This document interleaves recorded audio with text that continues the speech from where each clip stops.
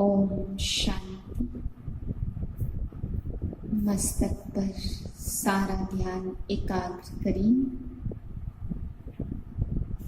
मैं शरीर को चलाने वाली एक चैतन्य ज्योतिर्बिंदु आत्मा हूँ। मैं आत्मा इतने बड़े शरीर को चलाने वाली सूक्ष्म शक्ति हूँ। यह शरीर अलग है, मैं आत्मा इस शरीर से अलग हूँ। इन आँखों द्वारा देखती हूँ,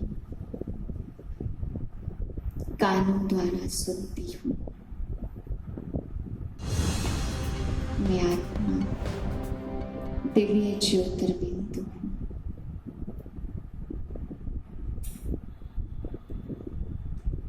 छः 8/2020 के महावाक्य हैं। आज बाबा ने रहस्य बताया कि तुम बच्चों को चिंतन करना चाहिए कि कितना बड़ा शरीर है, लेकिन इसकी चैतन्यता एक सूक्ष्म आत्मा से है। छोटी सी आत्मा जब तक इसमें ना आए तब तक ये इतना बड़ा शरीर किसी भी काम का नहीं है। फिर बाबा ने कहा, सदैव पवित्रता का सागर किसको कहेंगे? क्या किसी मनुष्य को पवित्रता का सागर कह सकते हैं? क्या लक्ष्मी नारायण को सदैव पवित्रता का सागर कहेंगे? नहीं, केवल परमात्मा को ही सदैव पवित्रता का सागर कहा जाता, जो आकर के सबकी सद्गति करते, पतित से सबको पावन बनाते हैं।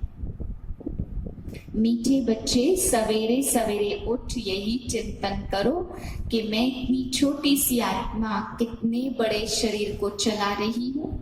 मुझ आत्मा में अविनाशी पार्ट नुधा हुआ है। प्रश्न है, शिव बाबा को कौन सी प्रैक्टिस है, कौन सी नहीं? उत्तर है, आत्मा का ज्ञान रत्नों से श्रृंगार करने की प्रैक्टिस शिव बाबा को है। बाकी शरीर का श्रृंगार करने की प्रैक्टिस उन्हें नहीं है, क्योंकि बाबा कहते मुझे तो अपना शरीर है ही नहीं। मैं इनका बल शरीर किराए पर लेता हूँ, लेकिन इस शरीर का श्रृंगार यह आत्मा स्वयं करती है। मैं नहीं करता, मैं तो सदा अशरीरी हूँ। गीत है, बदल जाए दुनिया ना बदलेंगे हम। ओम शांति। बच्चों ने यह गीत सुना, किसने सुना? आत्मा ने इन कानों के द्वारा सुना। बच्चों को यह मालूम पड़ा कितनी छोटी सी आत्मा, अकाल मूर्त आत्मा का यह भ्रुकुटी तख्त है। बच्चों को यह ज्ञान मिलता है, इतनी छोटी आत्मा इतने बड़े शरीर को चलाती है। कितना रमणीक और रहस्य युक्त है। जब कोई ऐसी रहस्य युक्त बात सुनी जाती है तो उसका चिंतन चलना चाहिए। तुम बच्चों का भी यही चिंतन चलता, इतनी छोटी सी आत्मा इतने बड़े शरीर में। मैं आत्मा कितनी वंडरफुल है। यह नया ज्ञान है जो दुनिया में किसको भी पता नहीं है। बाप ही आकर बतलाते हैं, जो सिमरण करना होता है कि हम कितनी छोटी सी आत्मा कैसे कैसे पार्ट बजाती, शरीर 5 तत्वों का बनता है। तुम बच्चों को बाप ऐसा ज्ञान देते जो कभी कोई को मिल न सके। आत्मा और परमात्मा का रिंचक भी ज्ञान आज किसी को नहीं है। कोई भी साधु संत आदि यह थोड़ी समझते हैं। आत्मा शरीर द्वारा इनको मंत्र देती है, आत्मा शरीर द्वारा शास्त्र पढ़ती है। एक भी मनुष्य मात्र आत्माभिमानी नहीं है। आत्मा का ज्ञान कोई को है नहीं, तो फिर बाप का ज्ञान कैसे होगा? तुम बच्चे जानते, हम आत्माओं को बाप कहते, मीठे मीठे बच्चों तुम कितना समझदार बन रहे हो। ऐसा कोई मनुष्य नहीं जो समझे कि इस शरीर में जो आत्मा है उनको परमपिता परमात्मा बैठ पढ़ाते हैं। कितनी समझने की बातें हैं। परंतु फिर भी धंधे में जाने से भूल जाते हैं। आत्माएं परमात्माएं अलग रहे बहुकाल, यह भी गायन है ना। तुम बच्चे जानते आत्मा ही बोलती है शरीर द्वारा। आत्मा का बाप परम पिता परमात्मा है, जिसको ज्ञान का सागर पतित पावन कहते। फिर कोई मनुष्य सुख का सागर या शांति का सागर कैसे हो सकता है? क्या लक्ष्मी नारायण को सदैव पवित्रता का सागर कहेंगे? नहीं, एक बाप ही सदैव पवित्रता का सागर है, वही सुख देने वाला है। भक्ति मार्ग में सिर्फ शास्त्रों में वर्णन करते हैं, परंतु प्रैक्टिकल में अनुभव नहीं है। सतयुग में तो तुम यहाँ की प्रारब्ध पाते हो, वहाँ तुमको कभी भी उल्टी मत नहीं मिलती है। अभी बाप तुमको अविनाशी श्रीमत देते हैं। जिन्होंने शुरू से भक्ति की होगी वह अच्छी रीति धारणा कर सकेंगे। बाप कहते हैं कुछ भी नहीं समझते तो बाप से पूछो, यह है अविनाशी सर्जन। इस समय तुम बच्चों को बहुत गुह्य बुद्धि मिलती है। चेक करना है मेरे से कोई अकर्तव्य तो नहीं होता। शिव बाबा कभी अकर्तव्य कार्य करेंगे? पूछा बाबा ने। नहीं, वह आते ही है उत्तम ते उत्तम कल्याणकारी कार्य करने। जिसने शुरू से भक्ति की उनकी बुद्धि में यह ज्ञान ठहरेगा। तुम्हारी बुद्धि में सृष्टि के आदि मध्य अंत का ज्ञान है, यह भी बच्चों को मालूम है। बाबा हमको पढ़ाने आए हैं, अब हम वापस अपने घर जाएंगे। मनुष्यों का शरीर में कितना मोह रहता, आत्मा निकल गई तो बाकी 5 तत्व उन पर भी कितना मोह रहता है। स्त्री पति की चिता पर चढ़ने के लिए तैयार हो जाती है, कितना मोह रहता है शरीर में।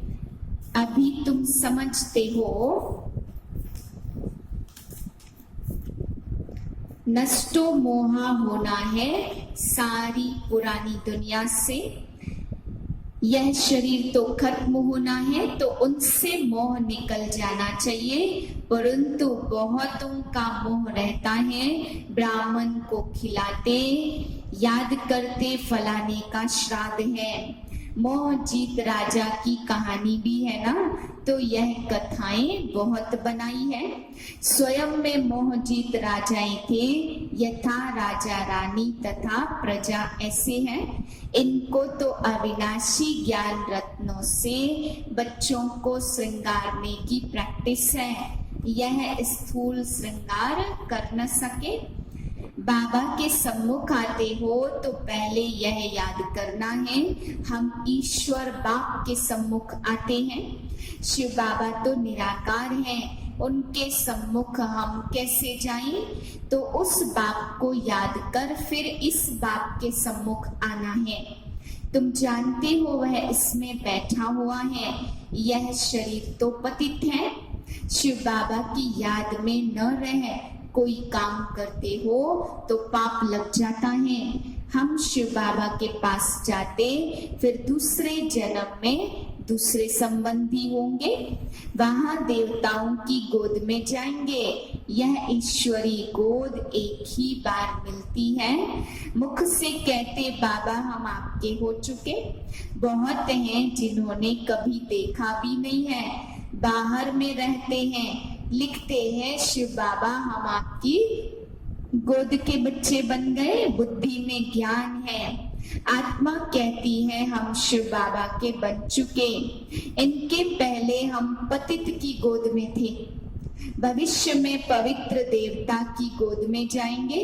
यह जन्म दुर्लभ है, हीरे जैसा। तुम यहाँ संगम युग पर बनते हो। संगम युग को उस पानी के सागर और नदियों को नहीं कहा जाता। रात दिन का फर्क है। ब्रह्मपुत्रा बड़े ते बड़ी नदी है जो सागर में मिलती है। नदियां जाकर सागर में पड़ती। तुम भी सागर से निकली हुई ज्ञान नदी हो ना।